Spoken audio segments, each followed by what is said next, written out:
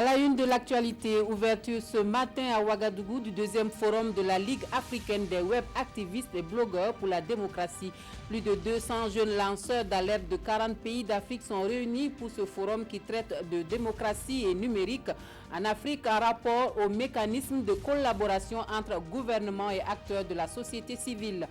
En Turquie, Recep Tayyip Erdogan, candidat à sa propre succession, plus de 50 millions d'électeurs sont appelés aux urnes ce dimanche pour des élections législatives et présidentielles dans un pays sous contrôle et sous tension.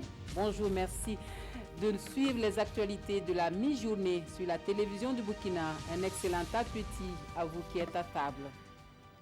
Cela dit, plus de 200 jeunes lanceurs d'alerte venus de 40 pays d'Afrique participent depuis ce matin à Ouagadougou au deuxième forum de la Ligue africaine des web activistes et blogueurs pour la démocratie.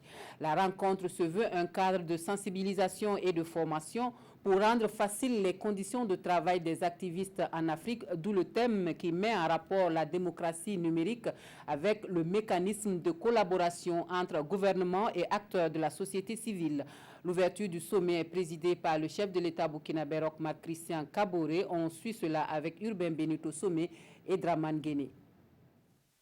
À partir de Ouagadougou, ces activistes et blogueurs veulent enclencher la révolution numérique en Afrique. Ils sont 200 jeunes de 40 pays d'Afrique et d'Haïti à ce deuxième sommet de la Ligue africaine des web activistes et blogueurs pour la démocratie. Ces lanceurs d'alerte refusent que l'Afrique subisse à nouveau une révolution, celle du numérique. D'où ce cadre pour améliorer la collaboration entre pouvoir et activistes. On a des ressources naturelles dans certains pays qu'on n'arrive pas à exploiter. On a été spectateurs durant la révolution industrielle. Si on reste à être spectateurs pour cette révolution numérique, nous allons la subir comme on a subi la révolution industrielle. Et c'est ce que nous ne voulons pas. C'est pourquoi on a appelé les acteurs de la société civile. On a appelé tout ce qui est acteurs politiques et administration et gouvernement, qu'on a aussi appelé tout ce qui est activistes et acteurs des médias dans la société civile pour qu'on puisse réfléchir ensemble sur les mécanismes de collaboration qui pourraient être déployés pour une meilleure utilisation de cette démocratie. Lanceurs d'alerte et avant-gardistes, les activistes et blogueurs mettent parfois le couteau dans la plaie. Le président du Faso, patron du sommet de Ouagadougou, salue un comportement qui participe à la consolidation de l'état de droit. Toutefois, il appelle à un comportement responsable dans le respect des règles. Je ne saurais passer sous silence la responsabilité qui est la vôtre de développer les bonnes pratiques chez tous les internautes. Facebook et Twitter ne peuvent être considérés comme des espaces de non-droit ou des instruments de subversion de nuisance à la disposition d'acteurs mal intentionnés. Vous devez vous garder de donner dans la désinformation et dans la manipulation toutes choses qui peuvent mettre à rude épreuve la paix, la sécurité et le vivre ensemble. Seul votre professionnalisme et votre intégrité seront les gages de votre crédibilité et de l'efficacité de votre action citoyenne à travers la toile. Pour le coordonnateur de Afrique Tivis, les web activistes et blogueurs sont incompris en Afrique et travaillent dans des conditions difficiles, parfois au prix de leur vie. Ces types de rencontres permettent d'améliorer leur collaboration avec les autorités. Le premier sommet Afrique Tivis s'est tenu en 2015 au Sénégal. L'année prochaine, le troisième va se tenir au Kenya. Autre sujet d'actualité, le Burkina Faso prépare son plan d'action national 2018-2020 pour la mise en œuvre des droits internationaux. Le comité interministériel réuni depuis hier à Ouagadougou pour sa première session ordinaire va donc examiner et adopter le programme d'activité. Plus de détails avec Yacouba Gamene et Eleonore Ouedraogo. Le comité interministériel des droits humains et du droit international humanitaire examine son projet de plan d'action national 2018-2022. Pour sa première session ordinaire, le comité va valider le plan d'action qui servira de référentiel en matière de droit international humanitaire. Le plan servira aussi pour une mise en œuvre efficace du droit international avec ses différents axes. Le premier a trait à la diffusion du droit international humanitaire. Il y a un des axes qui concerne la coopération régionale, sous-régionale et internationale. Il y a également un des axes qui comporte la protection des populations civiles. L'ordre du jour prévoit également l'adoption du programme d'activité 2018 du secrétariat permanent du comité interministériel. Dans ce programme d'activité-là, il y a essentiellement des activités de diffusion du droit international humanitaire à l'attention des forces de défense et de sécurité. Il y a également des activités à l'attention des organisations de la société civile. Il est également prévu l'élaboration d'un manuel de formation au profit des forces de défense et de sécurité sur la protection des groupes vulnérables. Le plan d'action, outil de planification et de suivi-évaluation des actions à mener une fois validé, sera soumis pour adoption en Conseil des ministres.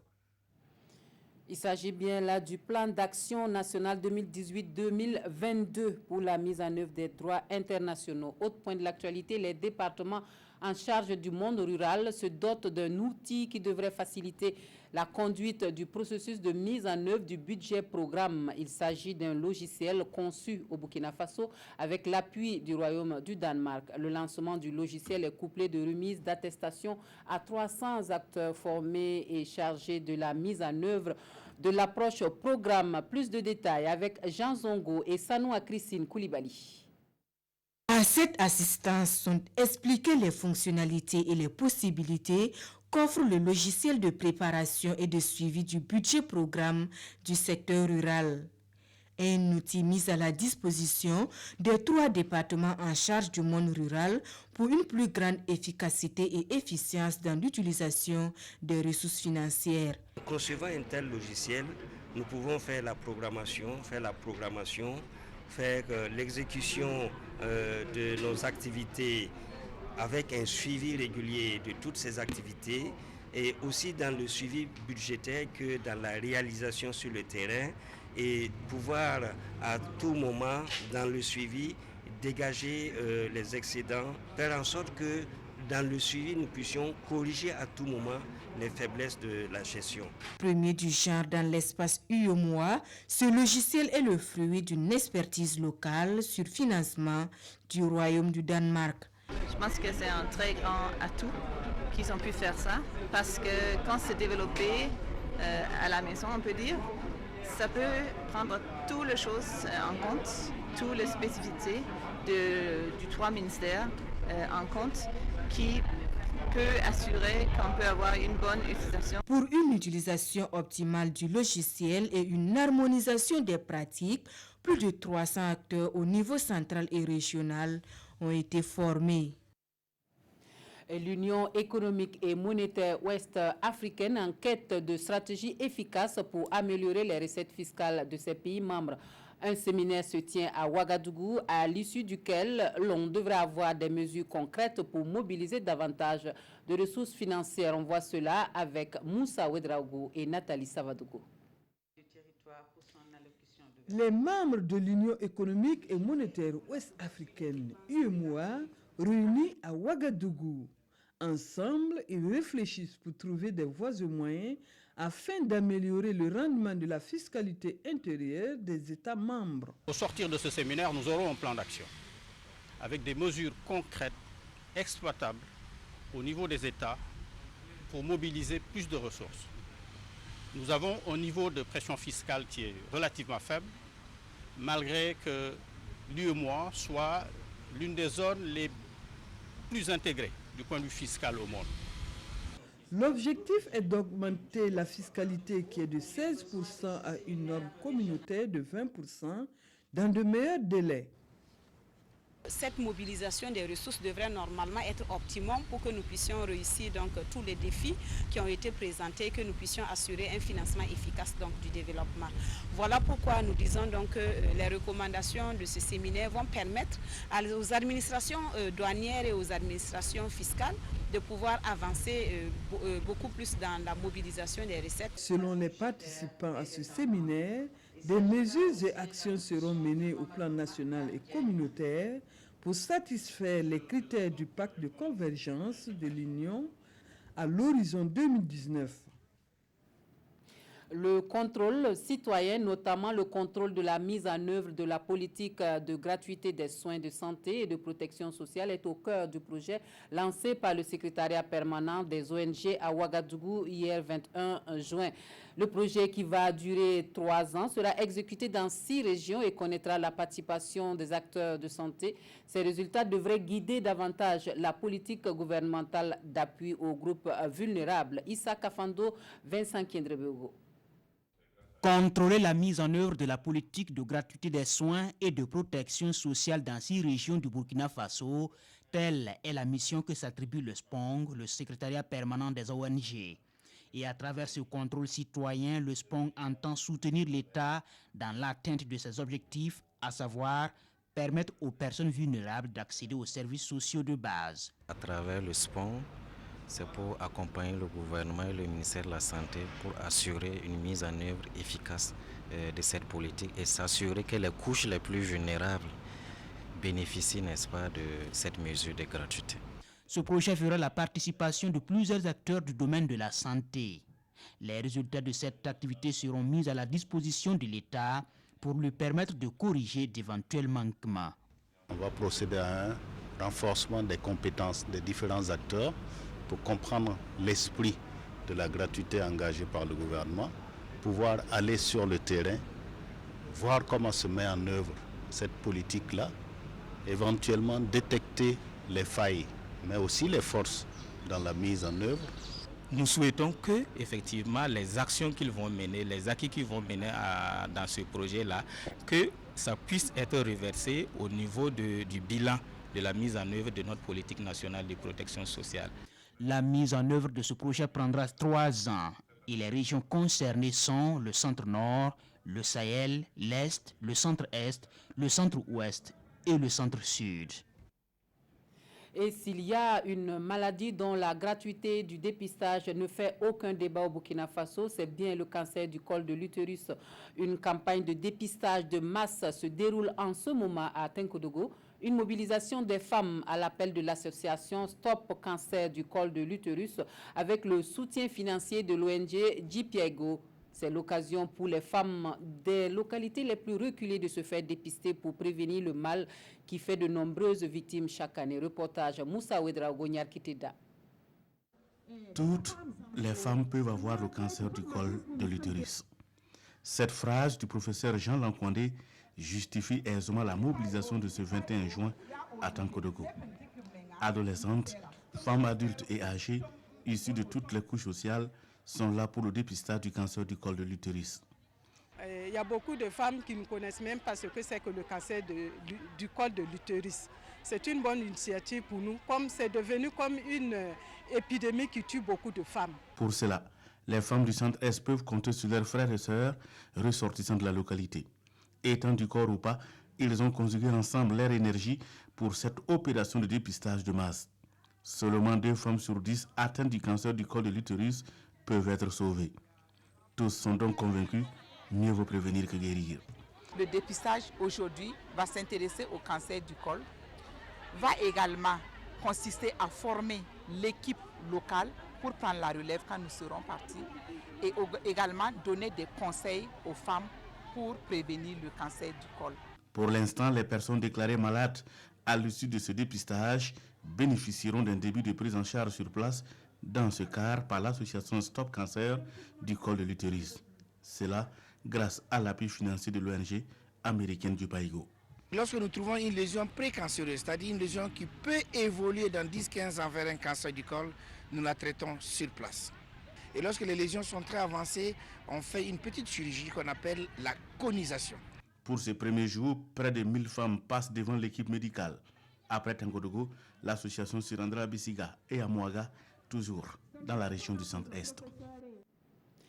Et puis en sport, grâce au président de l'Assemblée nationale, les populations des zones non loties de l'arrondissement 6 de Ouagadougou vont pouvoir suivre sans grande difficulté les matchs de la Coupe du Monde qui bat son plein en Russie.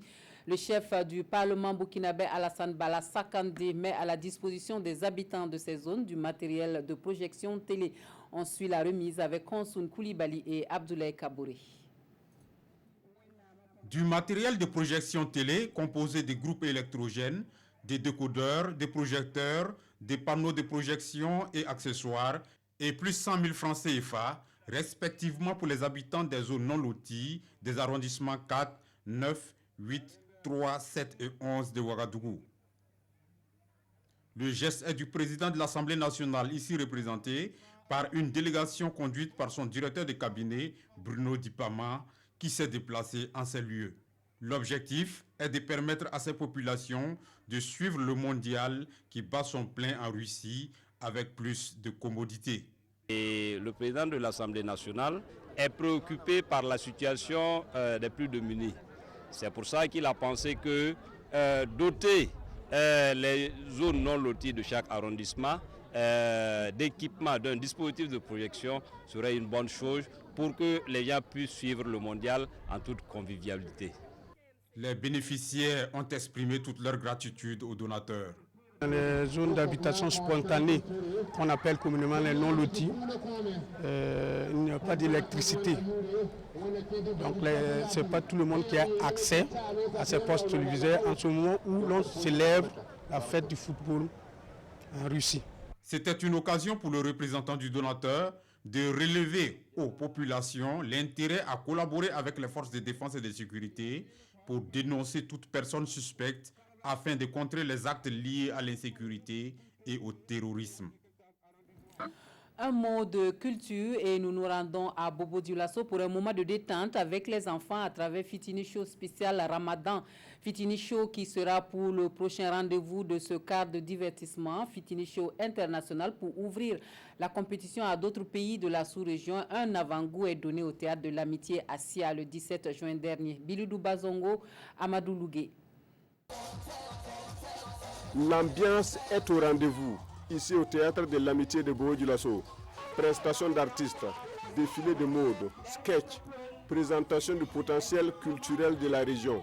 Les enfants démontrent ici qu'ils ont du génie et qu'ils adhèrent pleinement à la nouvelle configuration de Fitini Show qui s'appelle désormais Fitini Show International selon le promoteur. Désormais, Fitini Show s'ouvre à l'international. Donc, avec la commune de Bobo Dioulasso, nous allons nous ouvrir au pays et les villes qui sont jumelles à la ville de Bobo Dioulasso, notamment Bamako, Niamey, Parakou et également Bouaké. C'est une très très bonne initiative, je trouve. Et moi, je lance un appel au gouvernement, je lance un appel à la population d'aider cette idée pour que ça puisse se réaliser chaque année. Fitini Show s'ouvre donc aux pays voisins et déjà quelques invités étrangers sont venus prendre part au lancement de Fitini Show International. Pour toutes les autres compétitions de Fitini Show qui s'annoncent, nous comptons vraiment reprendre la coupe pour aller chez nous en Côte d'Ivoire. Ça sera vraiment une fierté pour nous. Après cette soirée de lancement de Fitini Show International, le promoteur donne rendez-vous le 29 juillet prochain pour l'ouverture officielle de la compétition et la grande finale est programmée le 23 septembre 2018. Et dans l'actualité étrangère, les Turcs appelés ce dimanche 24 juin aux urnes pour des élections législatives et présidentielles. C'est un vote avancé de 16 mois et une campagne sous contrôle et sous tension depuis la tentative manquée de coup d'État en 2016. La Turquie connaît de vastes purges et des arrestations et détentions par milliers. Le moins que l'on puisse dire, c'est que le visage du président Recep Tayyip Erdogan, candidat à sa propre succession, donc s'étale dans tous les coins de rue. Recep Tayyip Erdogan reste le grand favori de la présidentielle ce dimanche en Turquie. Malgré toutes les critiques émises au sein de la population turque, le président sortant est crédité dans de récents sondages de 45 à 49% des voix, un score qui le contraindrait à un second tour. La course s'annonce en effet plus serrée que prévu à la tête de l'État et au Parlement, où lors des législatives concomitantes, le parti islamo-conservateur AKP du chef de l'État turc défend aussi sa place au sein d'une alliance avec le parti d'action nationaliste MHP. Il pourrait perdre sa majorité. Face à eux, l'opposition a formé l'Alliance de la Nation emmenée par les sociaux-démocrates du CHP. Son leader, l'ancien professeur Muharrem İnce, arriverait en deuxième position derrière Recep Tayyip Erdogan avec environ 20% des voix, ce qui fait de lui son adversaire le plus crédible en cas de second tour. Partenaire de l'alliance de l'opposition, le Bon Parti, de droite nationaliste, représenté par l'ancienne ministre de l'Intérieur Meral Akşener, qui est par ailleurs l'unique femme candidate à la présidentielle. Le petit parti islamiste modéré SP de Kemal Karamollaoğlu, 77 ans, le plus âgé dans la course à la présidentielle, est la troisième et dernière composante de cette alliance. Enfin, 3 partis se présentent seuls, dont le HDP pro-kurde, très fermement anti-Erdogan. Son candidat à la présidentielle, Selahattin Demirtas, qui par le passé pouvait faire campagne, est en prison depuis fin 2016 au motif de propagande terroriste. Et pour finir, la lecture croisée des quotidiens burkinabés, les parutions de ce jour font écho du Forum national des personnes vivant avec un handicap et les engagements du gouvernement pour prendre en compte leurs préoccupations. La revue de presse avec Zoubaviel David Dabiri. Pour un développement inclusif au Burkina, le président du Faso prend langue avec les personnes vivant avec un handicap et les quotidiens s'en font l'écho. Des échanges entre Okma Christian Kabouré et cette frange de la population, il ressort la ferme volonté du gouvernement d'appliquer la loi 012, titre Sidwaya. Cette loi, selon le Premier ministre Paul Kabatiba, vise la prise en compte effective de ces personnes souvent marginalisées dans le PNDS et surtout accroître la proportion des personnes handicapées actives occupant un emploi à 50% en 2020 contre 2,2% en 2015, rapporte le journal de tous les Burkinabés. Les enjeux de ce forum sont également repris dans le journal Le Pays où Okma Christian Kabouré précise sa vision pour ces personnes. Et le moins que l'on puisse dire, c'est que les personnes vivant avec un handicap connaîtront une amélioration conséquente de leurs conditions de vie dans les mois à venir. La crise hominifide porte atteinte à la santé économique du Burkina. Les sorties médiatiques des acteurs sur la question donnent néanmoins quelques clés de compréhension. Dans une interview accordée au journal Le Pays, Patrice Bazier, le dissident du SINAFI, relate des méthodes peu catholiques dont les syndicats du Minifid font usage pour entretenir la flamme de la grève. À lire également dans les colonnes de l'Observateur Palga, le calvaire de certains élèves en classe de CM2 dans la Kossi, obligés parfois de parcourir des dizaines de kilomètres avec ce que cela comporte comme difficulté d'hébergement et de restauration pour prendre part aux compositions du CEPI. Et c'est la fin de ce journal. Merci de votre attention. Rendez-vous tout à l'heure à partir de 15h pour le match Nigeria-Islande. Ce sera en direct dans des antennes de la télévision du Burkina. Quant au match Brésil-Costa Rica qui se joue en ce moment, le score est toujours vierge de 0 but partout. Très bon après-midi à tous et à toutes.